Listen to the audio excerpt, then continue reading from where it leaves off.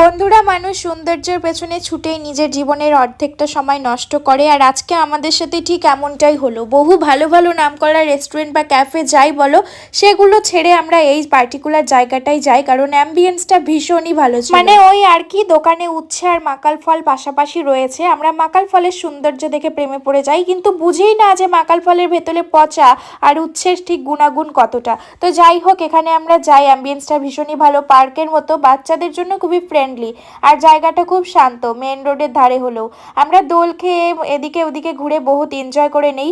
তারপরে খাবারের জায়গায় গিয়ে পুরো ডিপ্রেশনে চলে যাই। প্রথমত খাবার অর্ডার করে কয়েক বছর বসে থাকি আর অপেক্ষা করি যে কখন খাবারটা আসবে। তারপরে খাবার আসার পর তো পুরোপুরি অবাকই হয়ে যায়, কারণ প্লাস্টিকের প্লেটে করে গরম গরম নুডলস সার্ভ করে, আর চিলি চিকেনটা তো একদমই বাজে ছিল। কি আর করা যাবে গাইস, আমার সাথে এরকমটা প্রথমবার হলো। তো এরপরে যখনই বাইরে বেরোবো একটু চারিদিকে বিবেচনা করেই যাব। তোমরা কি বলো? তোমাদের